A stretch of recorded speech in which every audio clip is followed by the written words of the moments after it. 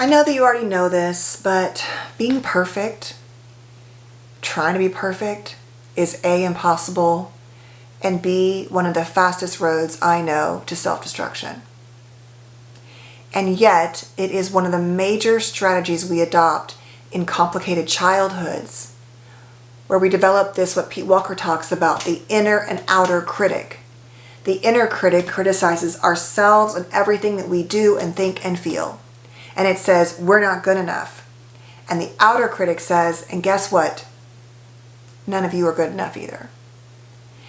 And the whole point of that is that if I can just do it right, with enough criticism and control, and I can be perfect, then I won't feel unloved, I won't feel pain, I won't feel anger or rage or grief or sadness or whatever it is.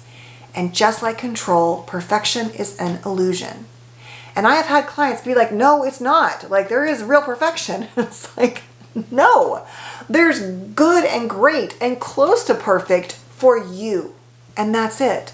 And I'm not suggesting that you don't want to strive and push yourself. But as I said in other videos, I also think that always do your best is an impossible standard to set for ourselves and our children. Because I don't know about you, but some days I am half-assing it and I am just trying to get through it and check the box that I did enough. And some days I don't do it at all. And none of that affects my worthiness as a person. But what does affect my worthiness is destroying my body and my life and my world, because if I'm perfect, I think I'm going to feel better about myself or be more loved or find love or receive love. And it doesn't work that way. It's very common in childhood to be this way. So it's not abnormal, but I promise you it's a recipe for disaster in your adult life, because not only do you do that to yourself, when you're like that, you expect perfection in everyone else around you, and the world will disappoint you. And you already know that. So the question today is, where do you do this?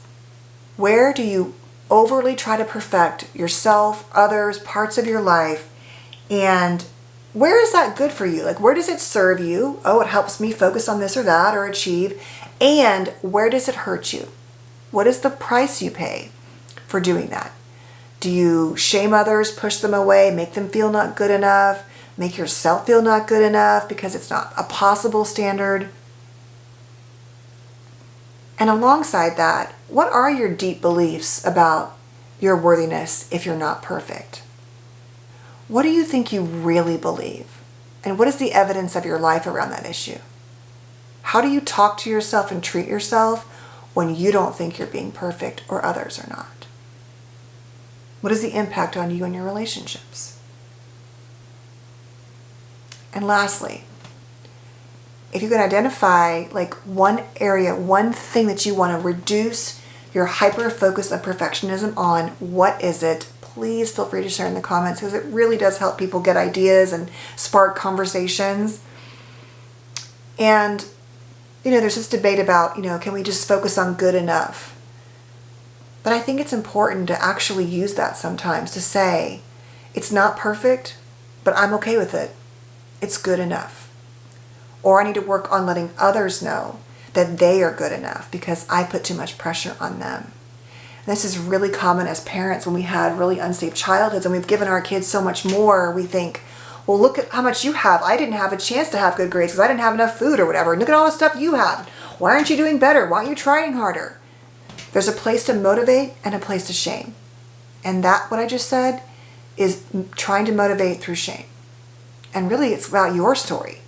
Can you step back and separate yourself from your children, from your friends, from your partner, from your boss, from your employees, and recognize that this issue belongs to you? So, feel free to share. Please know, and please, please, please, if you take anything away from today, understand that there is no such thing as perfection, and that perfection, even if it existed, will not take your pain away, will not guarantee an easy life. What it actually does is it often separates you from yourself and everyone else. So, you don't need that to know that you're loved and lovable. You don't. I know you think you do, but you don't. So, thanks for being here. I'll see you tomorrow.